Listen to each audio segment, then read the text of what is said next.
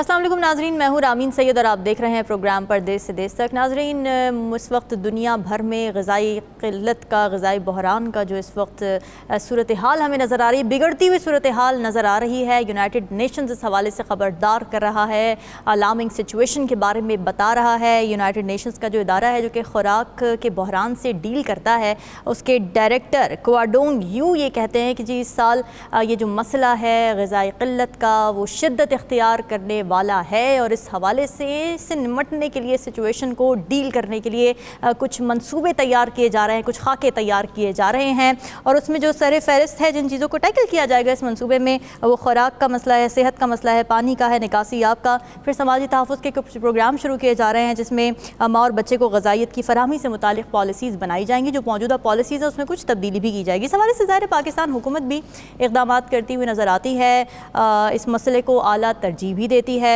फिर पाकिस्तान जो है वो मुल्क में ग़िज़ाइयत के जो क़िल्लत इस वक्त नज़र आ रही है उसको बेहतर बनाने के लिए भी पुरज़्म है। पाकिस्तान की जानिब से भी कुछ प्रोग्राम्स डेवलप किए जा रहे हैं। क्या प्रायोरिटीज़ हैं, क्या मसाइल हैं, इस हवाले से बात कर लेते हैं। हमारे साथ मौजूद हैं ब्यूरो चीफ 92 न्यूज़ UK ग़ुलाम हुसैन अवान और डॉक्टर राशिद रियाज हमें लंदन से ज्वाइन करें। हम दोनों का बहुत शुक्रिया। डॉक्टर नदीम जान, वफाकी वज़ीर सेहत पाकिस्तान भी हमारे साथ मौजूद होंगे और डॉक्टर फ़हीम मुख्तार भी हमें लंदन से ज्वाइन करेंगे। ग़ुलाम हुसैन, पहले तो आप ज़रा बताइए क्या रिपोर्ट्स कह रही हैं UK के हवाले से, पाकिस्तान के हवाले से, दीगर ममालिक के हवाले से ग़िज़ाई क़िल्लत। जी बहुत शुक्रिया आपका। सबसे पहले तो बताऊं कि एक पैंडेमिक के बाद जब एक पूरी दुनिया के अंदर एक मसला पैदा हुआ तो ज़ाहिर है आपको पता लॉजिस्टिक का बहुत बड़ा मसला पैदा हो गया था। उसके बाद जो है वो रॉ मटीरियल की कुछ यहाँ पर आमदोरफ्त में मसाइल पैदा हुए तो जो खाने पीने की अशिया हैं उसकी एक किल्लत पैदा हो गई।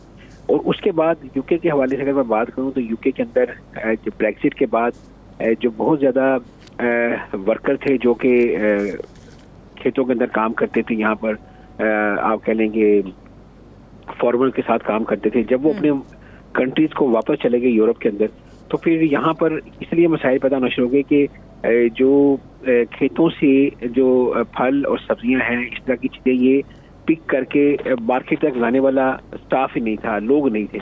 और हम देखते थे जब भी हम स्टोरों के अंदर जाते थे तो शाम 6-7 बजे के बाद जब लोग दफ्तरों से वापस आकर शॉपिंग करते थे खाने पीने की अशिया, तो हमें जो है वो शेल्फें काफ़ी हद तक जो है वो खाली नजर आती थी।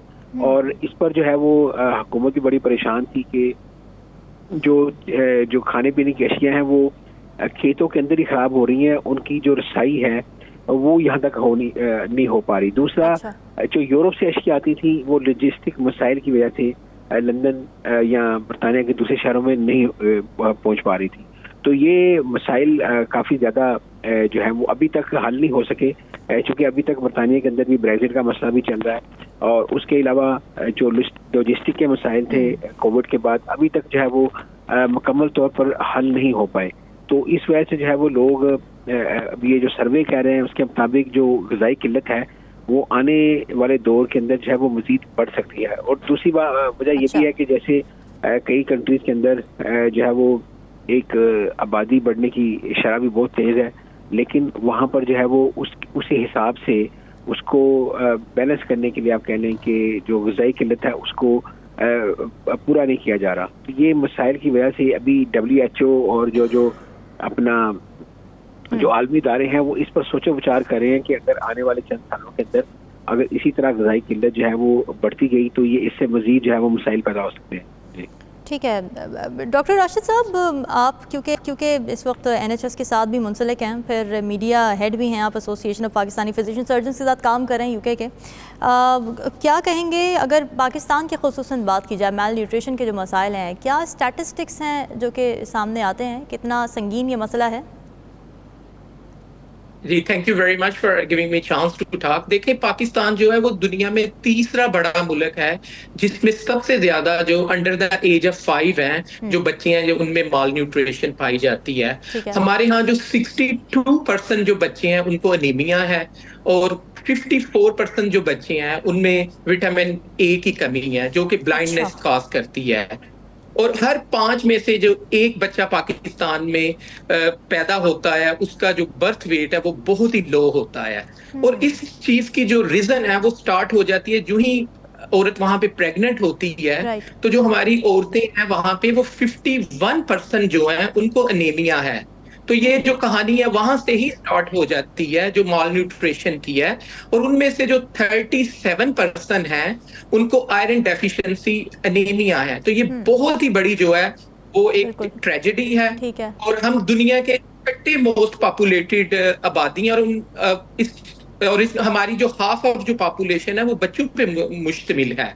और 8% जो बच्चे हैं पाकिस्तान में वो 5 साल अपनी 5th बर्थडे से पहले ही जो है वो इस दुनिया से चले जाते हैं। तो ये बहुत ही अलार्मिंग सिचुएशन है। अगर हम इस सिचुएशन को यूके के साथ कंपेयर करें तो ये कंप्लीटली यहाँ पे जो केयर है वो प्रेगनेंसी के साथ ही स्टार्ट हो जाती है। तो जो ही औरत यहाँ पे प्रेग्नेंट होती है उसी टाइम जो है उसको उसके स्कैन्स होते हैं, एक प्रॉपर प्लान जो है वो उसको दिया जाता है जिसमें जो है 12 वीक स्कैन होता है, 20 वीक का स्कैन होता है, सप्लीमेंट्स जो है वो प्रोवाइड किए जाते हैं।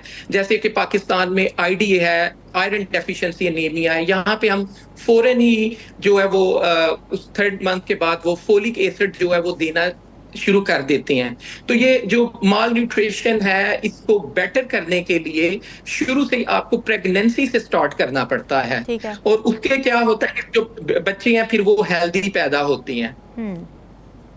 ठीक है डॉक्टर फ़हीम, आप क्या कहेंगे, क्या वजूहात हैं? ज़ाहिर है डॉक्टर राशिद साहब ये बता रहे थे कि एनीमिक बहुत बड़ी तादाद है ख़वातीन की और प्रेगनेंसी से ही मसला शुरू हो जाता है। इसकी क्या रीज़न है? हेल्थ फैसिलिटीज़ की अनअवेलेबिलिटी का मसला है, मयार का मसला है, या फिर अवेयरनेस का मसला है कि प्रेगनेंसी स्टार्ट होने के साथ ही इस चीज़ को पकड़ा नहीं जाता और वो चीज़ फिर बच्चों में मुंतकिल हो जाती है? क्या समझते हैं आप? देखें, इसमें बहुत सारी चीज़ें हैं। अगर हम पाकिस्तान की बात कर रहे हैं तो उसमें जो आपने सारे रीजंस दिए हैं वो सारे हैं क्योंकि हमारे यहाँ अवेयरनेस नहीं है। ठीक है कि जैसे प्रेगनेंसी के लिए हमें न्यूट्रिशन की ज़्यादा ज़रूरत होती है। माँ के साथ वो जो बच्चा डेवलप हो रहा है उसमें सारे डेवलप होने के लिए उसके जो बॉडी ऑर्गन्स हैं उसके लिए ख़ास चीज़ के न्यूट्रिएंट्स चाहिए होते हैं। जैसे अभी डॉक्टर साहब ने कहा कि फॉलिक एसिड शुरू कर देते हैं कि फॉलिक एसिड की वजह से वो न्यूरल ट्यूब डिफेक्ट्स वगैरह बच्चों में नहीं होते। अगर वो कमी का शिकार हों तो उससे बच्चे एबनॉर्मल पैदा होते हैं। तो ये मतलब अवेयरनेस हमारे यहाँ इतनी नहीं है जो गाँवों में लोग हैं। तो इसमें यह कि उनको एक तरह से अवेयर किया जाए, कुछ इस तरह के प्लान और प्रोग्राम्स किए जाएं जिसमें लोग उनको जाके ये सारी मालूमात फराहम करें, उनको ये फैसिलिटी हो कि वो अपना चेकअप रेगुलरली करा सकें प्रेगनेंसी के बाद।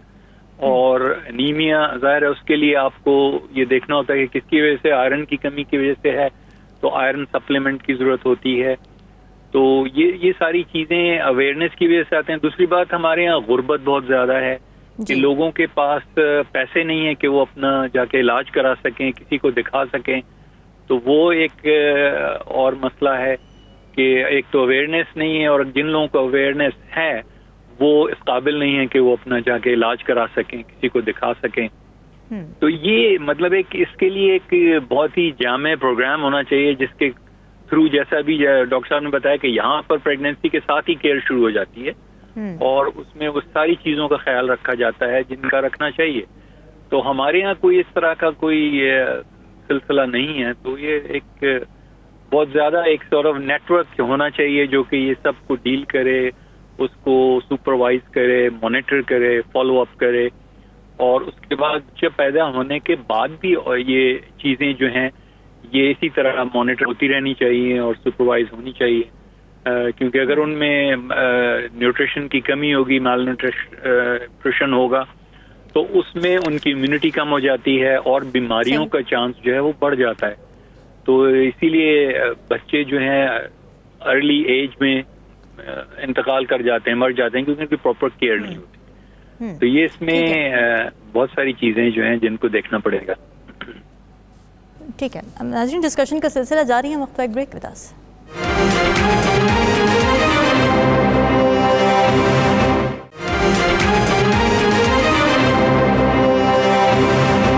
वेलकम बैक नाजरीन। बात हो रही थी माल न्यूट्रिशन के हवाले से और हमारे साथ डॉक्टर्स का एक बड़ा ज़बरदस्त पैनल मौजूद है। Ghulam Hussain Awan, bureau chief 92 news UK भी हमारे साथ मौजूद हैं। मज़ीद इसमें गुफ्तगू को आगे बढ़ाते हैं। डॉक्टर राशिद साहब, आप क्या कहेंगे, ये जो प्री नेटल केयर का मसला है, अगर हम UK का मॉडल और पाकिस्तान के मॉडल को थोड़ा कंपेयर भी करें, फिर उसमें डिफरेंसेस भी देखें, फिर दूसरा ये कि चलें एक तो स्टेट लेवल पर हम बात करते हैं ना, दूसरा जो एक एटीट्यूड बना हुआ है प्रेगनेंसी को लेके बहुत ज़्यादा कि जी ये तो होता ही है, कितने सालों से चला आ रहा है, इसमें मसला क्या है, हमारी माओ ने किया आप भी कर रहे हैं, ये इस एटीट्यूड को भी ज़ाहिर टैकल करने की ज़रूरत। स्टेट लेवल पर क्या किया जा सकता है? जी देखें, प्री नेटल और पोस्ट नेटल केयर ये दोनों ही बहुत जरूरी है।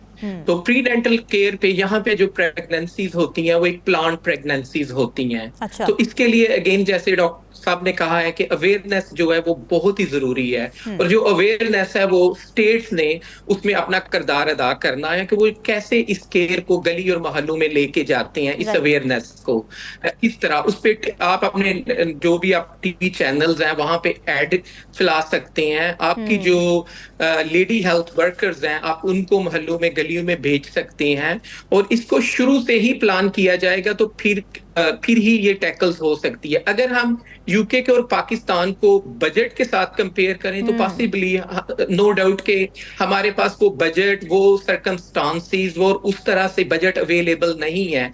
There is no way we can compare, क्योंकि UK का जो बजट है 181.7 बिलियन पाउंड्स है, और यहाँ पे भी माल न्यूट्रिशन होती है, लेकिन हर एज की जो माल न्यूट्रिशन है उस पे जो हमारी स्पेंडिंग है यहाँ पे 23 बिलियन पाउंड्स के करीब है। तो this is a huge budget. Pakistan में तो ये पॉसिबल नहीं है, लेकिन हम क्या कर सकते हैं कि UK में अभी हमारी जो पाकिस्तान के federal health minister doctor Nadeem जान साहब यहाँ पर आए हुए थे, उन्होंने हमसे मीटिंग की है और हमें बहुत ही सिग्निफिकेंट टाइम दिया है। अच्छा। और उस पे हमने बहुत से प्रोग्राम्स कि जो पाकिस्तानी डॉक्टर्स हैं यहाँ पर, हम किस तरह पाकिस्तान में इस मसले को टैकल करने के लिए हेल्प कर सकते हैं। तो जो हमारी जो उस डिस्कशन का कुछ चीजें मैं आपको मेंशन करता हूँ कि हम एक जॉइंट रिसर्च जो है UK और पाकिस्तान के साथ ये इनिशिएटिव ले सकते हैं। उसके बाद कैपेसिटी बिल्डिंग प्रोग्राम्स हैं पाकिस्तान में।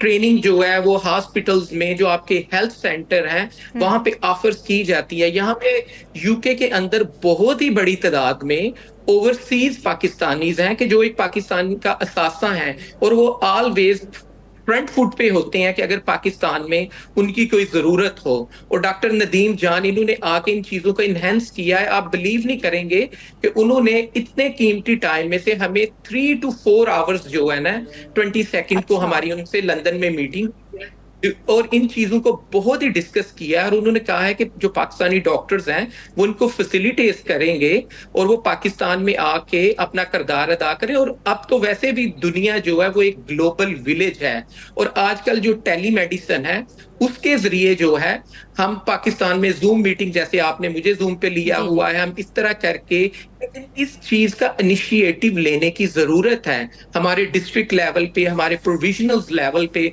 कुछ ऐसी कमेटियां बनाई जाए हमारे हॉस्पिटल पे लेवल्स पे कि जो हमारे साथ कोऑर्डिनेट करें। पाकिस्तानी गवर्नमेंट कंप्लीटली इसमें ऑन बोर्ड है, और इस मसले को हम किस तरह टैकल करें। तो टेलीमेडिसिन जो है वो बहुत अच्छा वे है, हम यहाँ से जो है वो गाइड कर सकते हैं। ठीक है, डॉक्टर फ़हीम की जानिब बढ़ते हैं। डॉक्टर फ़हीम साहब, अनअवेयरनेस के साथ जब गुर्बत मिल जाती है तो ये कितना बड़ा डिज़ास्टर हो सकता है? आप क्या समझते हैं कि हेल्थ स्ट्रक्चर में जो इस वक्त पाकिस्तान का एग्जिस्टेंट जो हेल्थ स्ट्रक्चर है उसमें क्या फॉल्ट लाइंस हैं, और क्या हमारी हुकूमत में ये इस्तात है या प्रायोरिटी नहीं देनी चाहिए कि उन फॉल्ट लाइंस को दूर किया जाए?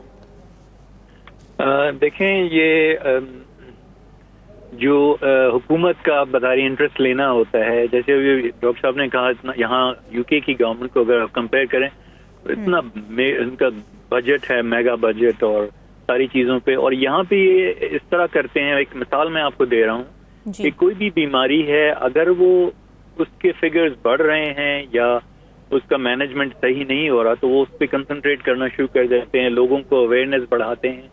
जैसे स्ट्रोक का आप ले लें, स्ट्रोक के लिए यहाँ पे हर मीडिया पे, हर उसमें वो उसका एडवर्टाइज कर रहे थे कि क्या चीज़ है जो आपको बताती है कि स्ट्रोक हो रहा है, यूं है, और उसके लिए आपको फौरन ही एम्बुलेंस कॉल करनी है, हॉस्पिटल लेके जाना है।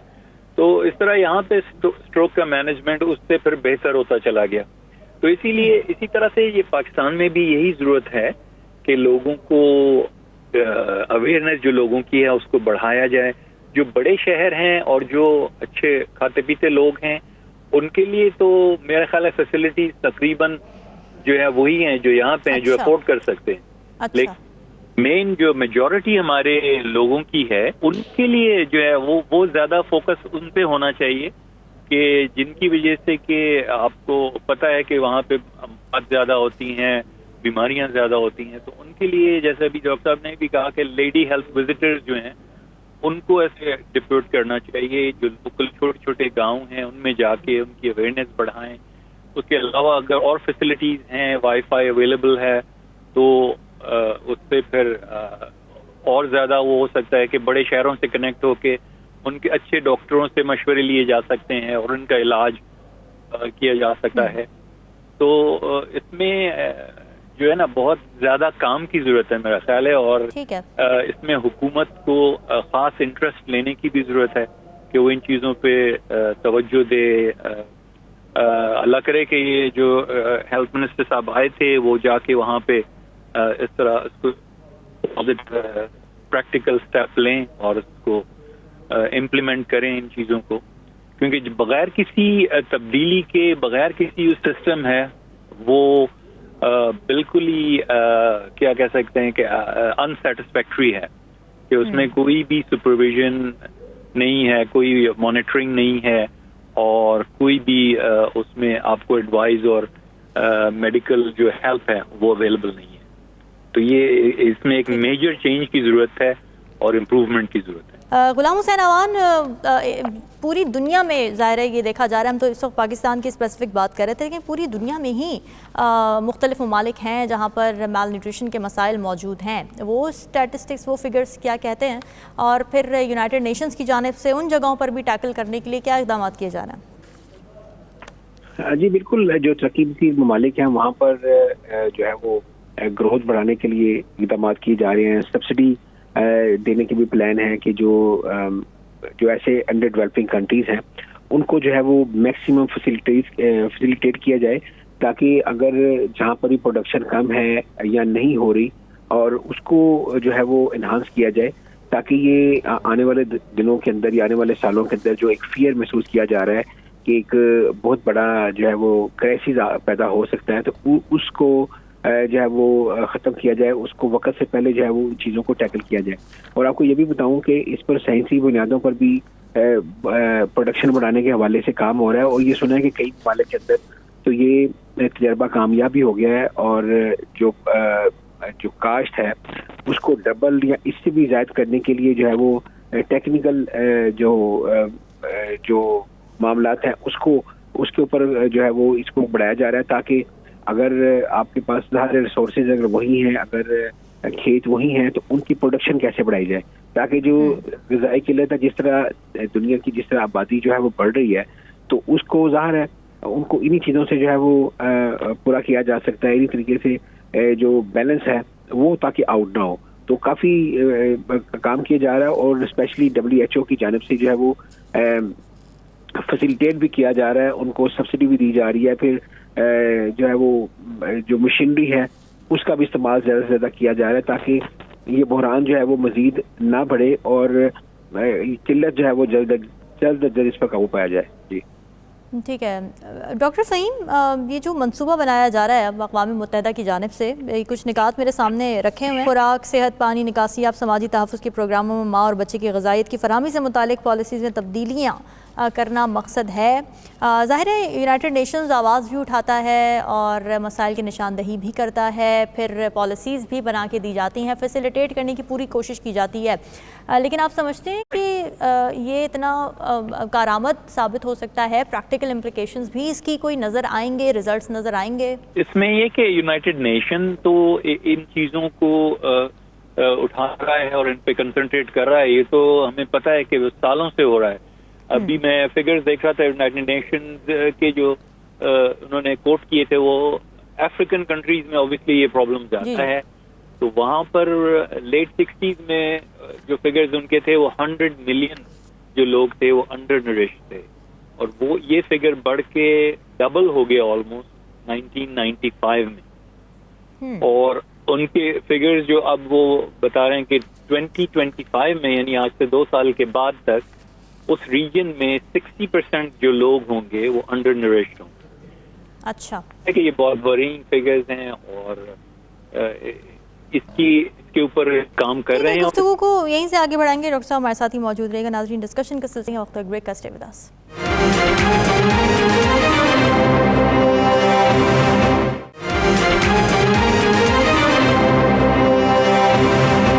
वेलकम बैक नाज़रीन। बात हो रही थी ग़िज़ाई क़िल्लत के मसाइल के हवाले से। हुकूमत पाकिस्तान इस हवाले से क्या कर रही है, यूनाइटेड नेशंस इस हवाले से क्या मंसूबे पेश कर रही है, और फिर वो मंसूबे कितने प्रैक्टिकल हैं, उसके क्या असरात भी सामने नज़र आएंगे। इन तमाम चीज़ों पर बात करें। डॉक्टर्स का एक अच्छा पैनल हमारे साथ मौजूद है। राशिद साहब, किस तरह से आप देख रहे हैं इस वक्त? ज़ाहिर है पाकिस्तान की तो हमने बात की, मगर जो दूसरे ममालिक, खुसूसन अफ्रीकी ममालिक में जो माल न्यूट्रिशन की इस वक्त सिचुएशन है, और यही सवाल मैं आपकी तरफ रखना चाहूँगी। डॉक्टर फ़हीम से मैं इस बारे में बात कर रही थी कि जो UN प्लान्स बनाता है ये कितने प्रैक्टिकल होते हैं, क्या इनकी इम्प्लीमेंटेशन भी हम कह सकते हैं कि यकीनी होती है, वो ममालिक अडॉप्ट कर सकते हैं, उतनी फैसिलिटेशन होती है? जी बिल्कुल, डेफिनेटली। अभी जो मैं आपको एग्जांपल देता हूँ कि रीसेंट मीटिंग थी वो बहुत ही सक्सेसफुल गई है डॉक्टर नदीम जॉन की, और वो जो है WHO के हेड को वो यहाँ पे मिले हैं लंदन के अंदर, और उन्होंने जो डॉक्टर जो टेड्रोस हैं जो WHO के DG हैं, उन्होंने मिलियंस ऑफ पाउंड जो है वो पाकिस्तान को इंश्योर करवाया। लेकिन ये है कि ये थ्रू चैरिटीज और यूनिसेफ के थ्रू देते हैं, डायरेक्ट हमारी गवर्नमेंट्स को नहीं देते। तो हमें क्या करना है कि हमें अपना जो लिंक है, अपना जो तल्लक है, वो इन चैरिटीज के साथ जो है उनको फैसिलिटेट करना है, उनको इस तरह की फैसिलिटीज प्रोवाइड करनी है कि वो पाकिस्तान में आके एक स्मूथ ट्रांजैक्शन के साथ ये राइटली हमने उनको हाईलाइट करना है कि कहाँ पे इस फंड्स की जरूरत है। अभी मिलियंस ऑफ पाउंड्स जो हैं बहुत सी चैरिटीज हैं, उन्होंने हमारे जो फेडरल हेल्थ मिनिस्टर हैं उनको प्रॉमिस किया है, और उन्होंने कहा है कि वो थ्रू जो चैरिटीज हैं और यूनिसेफ है ये पाकिस्तान को देंगे। और उन्होंने बहुत क्लेवरली जो है हमारे हेल्थ मिनिस्टर हैं उन्होंने हाईलाइट किया कि हमारे जो फ्लड के हिट एरिया हैं, जो 33+ मिलियन में लोग अभी जो है ना वो फ्लड की वजह से अफेक्टेड हैं, वहां पे इनको लगाने की बहुत जरूरत है। अब ये जब चैरिटीज उधर पाकिस्तान में या यूनिसेफ आएंगी तो ये अब हमारी वहां पे हमें चाहिए कि इनको राइटली गाइड करें, ताकि इस जो पैसा है ये जो है ये अच्छी जगह पे जाके, जहां पे ये डिजर्व करता है वहां पे जाके लगे। तो ये तो हाईलाइट जो है ये हमने करना है, हमने एक चेन बनानी है और एक टीम वर्क बनाना है अमंग्स दीज चैरिटी कि ये पैसा जो है ये राइटली तौर पे जो मोस्ट अफेक्टेड और जहां पे जरूरत है वहां पे लगे। ठीक है डॉक्टर फ़हीम, आपको क्या लगता है ये जो NGOs और ज़ाहिर है चैरिटेबल वर्क जो हो रहा है फिर पाकिस्तान में, क्या ये तमाम ऑर्गेनाइजेशंस यूनिसेफ की भी ये सक्सेसफुली काम कर पा रही हैं, या इनको भी मसाइल का सामना करना पड़ता है? जो फंड्स जिस मकसद के लिए आते हैं क्या वो वहीं पर लगते भी हैं? शफाफियत की अगर बात की जाए। जी हाँ, देखें इसमें शफाफियत तो हमें पता है कि ये कुछ ना कुछ गड़बड़ होती है, लेकिन मेजॉरिटी ऑफ द फंड्स जो हैं क्योंकि उनका जो अकाउंटेबिलिटी होती है, ऑडिट होते हैं, तो उसमें ज्यादातर फंड्स जो हैं वो सही जगह पे ही लगते हैं। सही। और उसमें जाहिर आइडेंटिफाई होता है जो लोकल उसमें उनके कॉन्टैक्ट हैं उनकी वजह से वो आइडेंटिफाई होता है कहाँ पे ज्यादा ये जरूरत है फंड्स की, और उसमें जो है वो अप्रोप्रिएटली वो लगते हैं। तो इसमें थोड़ा सा ये है कि गड़बड़ का गुंजाइश कम होती है क्योंकि उनको ऑडिट करना होता है, उनको सारा हिसाब किताब देना होता है, और अगर उसमें कोई गड़बड़ हो तो फिर वो उसके फंड्स का जो वो है फ्लो वो कम हो जाता है और रुक जाता है। और जहाँ प्रॉब्लम्स की बात कर रही हैं, प्रॉब्लम्स तो देखें काफी होते हैं। अभी हम सुन रहे थे कि जो पोलियो के वैक्सीनेशन हो रहे थे उसमें कितना रेजिस्टेंस मिला लोगों को, और जो टीम्स थी उन पे फायरिंग हो रही है, उनको मार दिया गया। वो मतलब ये पता नहीं क्या माइंड सेट है कि वो उसके बेसिस पे ये हो रहा था, लेकिन इस तरह के मेरा ख्याल है कि प्रॉब्लम्स तो और भी होते होंगे और मुश्किलात उन लोगों को फेस करना पड़ती होंगी। तो उसमें यही है कि अगर ख़वातीन साथ हैं और उनकी वजह से थोड़ा सा कम होता है, क्योंकि हमारे यहाँ जो लोअर के लोग होते हैं उनमें बहुत पर्दे का और ये कुछ कम्युनिटीज़ में बहुत ज़्यादा होता है और वो मेल कांटेक्ट बिल्कुल ही बर्दाश्त नहीं करते। तो वो इसमें ये होता है कि फीमेल जो हैं लोग उन लोगों को आगे करके और इस तरह से तो ये प्रॉब्लम्स को सॉल्व तो किया जा सकता है, लेकिन ये कि मुश्किलात अगर हों तो फिर उसमें जो आपको सपोर्ट की जा रही है उन लोगों को थोड़ा सा प्रॉब्लम होता है कि ये हमारे मुल्क के लिए, हमारे लोगों के लिए बेहतरी के लिए काम हो रहा है और उसको अपोज किया जा रहा है, तो ये बहुत ही डिसअपॉइंटिंग सी बात होती है। डॉक्टर ताबिंदा दोगल साहिबा भी ज्वाइन कर चुकी हैं, NHS की रिप्रेजेंटेटिव हैं। बहुत शुक्रिया आपने हमें ज्वाइन किया। डॉक्टर साहिबा, ये मैल न्यूट्रिशन का मसला पाकिस्तानी कॉन्टेक्स्ट की अगर हम बात करें कितना संगीन है, वजूहात इसकी क्या हैं, और अगर फिर पाकिस्तानी कॉन्टेक्स्ट के बाद हम दूसरे ममालिक की भी बात कर सकें, अफ्रीकी ममालिक की। जी बहुत शुक्रिया, अस्सलाम वालेकुम।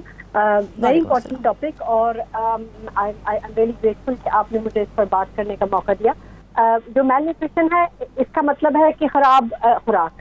तो खराब खुराक जो है वो उसका आमतौर पर मतलब यही लिया जाता है कि खुराक की कमी, मगर उसी वक्त में पाकिस्तान में एक काफ़ी बच्चे ऐसे हैं जिनको खुराक की ज़्यादती भी है और चाइल्डहुड ओबेसिटी भी उसी में आती है। यानी कि खराब खुराक खिलाने का मतलब सिर्फ ये नहीं है कि कम खुराक खिलाई है, और गैर मतवाज़न खुराक अगर बहुत ज़्यादा आप खिलाएंगे उससे भी।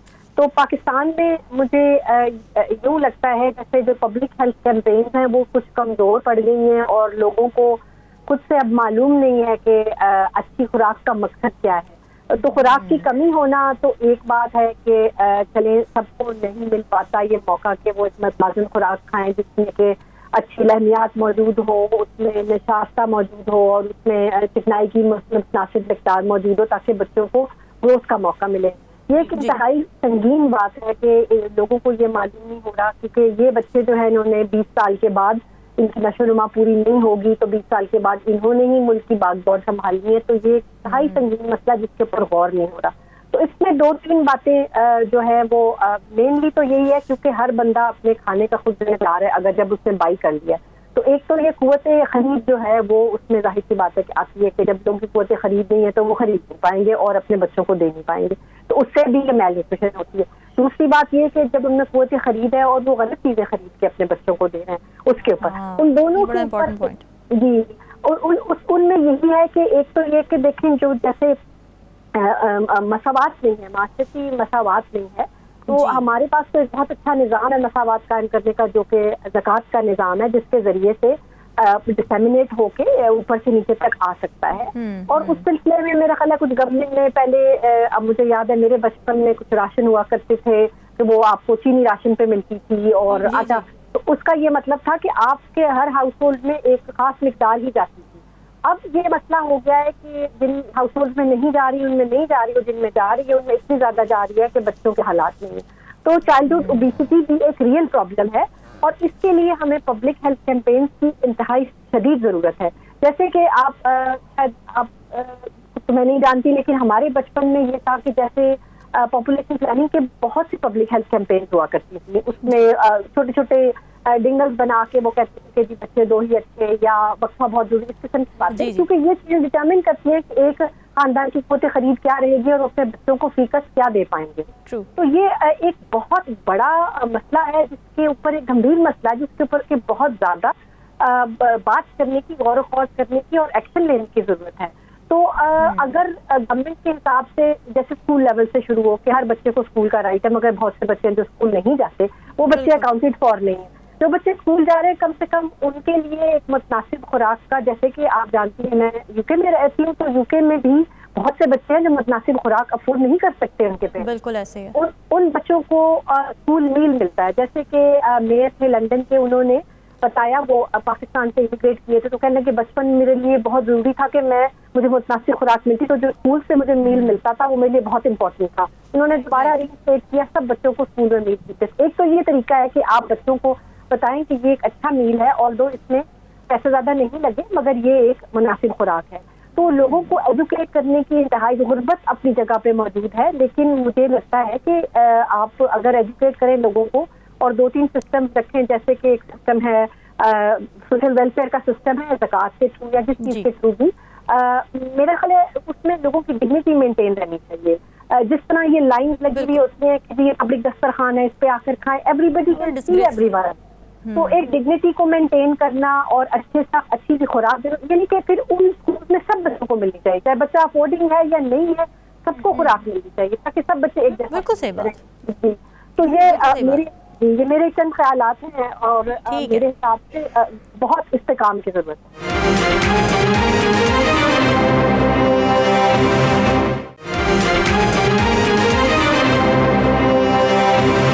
डॉक्टर राशिद, डाइटरी हैबिट्स की क्योंकि अब बात चल पड़ी है, डाइटरी हैबिट्स में क्या खामियां आप देखते हैं? ज़ाहिर है एक तरफ हम ये कहते हैं कि जी हमें प्रोटीन्स की ज़रूरत है ज़्यादा, कार्ब्स कम करने चाहिए, हेल्दी फैट्स लेने चाहिए, लेकिन ये अवेयरनेस ज़्यादा लोगों में नहीं है। एक तरफ ये कि अनअफोर्डेबिलिटी का मसला है, दूसरी तरफ बैड चॉइसेस हैं, जंक की तरफ जाया जाता है, जो खा रहे हैं रोटी चावल, इस हवाले से ज़्यादा अवेयरनेस नहीं है कि ये हमारी बॉडी में किस तरह के न्यूट्रिशन को कंट्रीब्यूट कर रही हैं, जो कितना हमारे लिए नुकसानदेह हो सकता है। इसको कैसे आप एड्रेस करेंगे? इसके बारे में जो है वो अवेयरनेस जो है वो दी जाती है। उसके अलावा यहाँ पे छोटे छोटे बुकलेट होते हैं जो कि ईट वेल गाइड होती है, वो यहाँ पे मिलती है। उसमें बैलेंस डाइट का बताया जाता है। तो देखिए, जब आप शुरू से ही तो ये चीजें जो हैं, जब आप स्कूल से तरबियत देती हैं तो ये बच्चे जो हैं वो जंक से जो है वो थोड़ा सा अवे होते हैं। प्लस मैं जो पाकिस्तान में रिकमेंड करूंगा कि एट लीस्ट कुछ भी नहीं होता तो हर स्कूल को चाहिए कि वीकली एक दफा एक क्लास होनी चाहिए न्यूट्रिशंस की, वीकली किसी दिन भी रख लें, और जिसमें जो है बच्चों को बताया जाए कि कौन सी न्यूट्रिशन उनके लिए इम्पोर्टेंट है। हमें इस चीज की रिसर्च करनी है कि क्या स्कूल जो बच्चे की मेन इब्तदाई जहाँ से तरबियत हो रही है वहां पे उनकी क्या डिस्कशंस हो रही हैं, उनको क्या ये बताया जा रहा है कि कौन सी हेल्थी डाइट है, कौन सी डाइट वो ले सकते हैं। तो ये चीजें जो है ये कैंपेन जो है ये शुरू करने की बहुत ही अशद जो है वो जरूरत है। और इस तरह के प्रोग्राम्स जो है हमें स्कूल में जो है वो उनको इंट्रोड्यूस करवाना चाहिए। बच्चों को बताना चाहिए कि हेल्दी कार्बोहाइड्रेट्स क्या हैं। पाकिस्तान में देखें इतना इजीली दलिया जो है वो अवेलेबल है, वो हर माँ बाप आई थिंक कि वो अफोर्ड कर सकते हैं, जो कि स्लो रिलीजिंग होता है और हेल्दी कार्बोहाइड्रेट्स है, प्रोटीन है, इजीली एग्स खा सकते हैं। हेल्दी फैट कौन सा है उसके बारे में बता सकते हैं, कैल्शियम, आयरन और सारे जो विटामिन हैं कि देखिए ये विटामिन आप ए नहीं लेंगे आपको ये आपकी आईज को अफेक्ट करेंगे। और दूसरा जो है साल्ट के बारे में आजकल आपने बात की जंक फूड की, जो भी हमारी जो फास्ट फूड की चेन है वो बहुत ज्यादा बॉडी के अंदर जो है डिस्ट्रक्शन कर रही है। वो हम आप जब मेडिकल स्कूल में थे कहा जाता था कि salt is the silent killer in human body. तो साल्ट का जो है एक प्रॉपर सोडियम का होना, यहाँ पे हर बच्चे को बताया जाता है कि 4 to 6 इयर्स में इतनी साल्ट इनटेक है, 1.2 ग्राम, 7 से 10 इतनी है 2 ग्राम, मोर देन 11 आपकी डेली इनटेक इतनी है 2.4 ग्राम। तो ये बहुत बेसिक छोटी छोटी चीजें हैं कि जो आपको स्कूल लेवल से स्टार्ट करनी है, स्कूल से आपको पढ़ानी है, फिजिकल एजुकेशन और ये सारी डाइट के रिलेटेड। और मैं यही कहूंगा कि इसके लिए वीकली एक क्लास एट लीस्ट पाकिस्तान में हर स्कूल के अंदर होनी चाहिए कि जिस पे एम्फोसिस किया जाए कि ये चीजें हेल्थी हैं और दूसरी जो चीजें हैं फास्ट फूड और दूसरे हैं उनको इतना इनकरेज ना किया जाए। ठीक है डॉक्टर फ़हीम, आप क्या कहेंगे इस बारे में? एक तरफ हम देख रहे हैं इतनी मजबूरी है, इतनी गुर्बत है कि अफोर्ड नहीं कर सकते, जो बेसिक ग़िज़ा है वो भी नहीं खा सकते। दूसरी तरफ हम इग्नोरेंस देख रहे हैं, जो लोग अफोर्ड कर सकते हैं उनको ये पता नहीं है कि खाना क्या है। फ्राइड ग़िज़ाएँ बहुत ज़्यादा खाई जाती हैं, फैटनिंग कार्ब्स खाए जाते हैं, बैड फैट्स खाए जाते हैं। ये मसला भी तो बड़ा संगीन है, पर चाइल्ड ओबेसिटी को भी अगर आप एड्रेस कर दें साथ ही।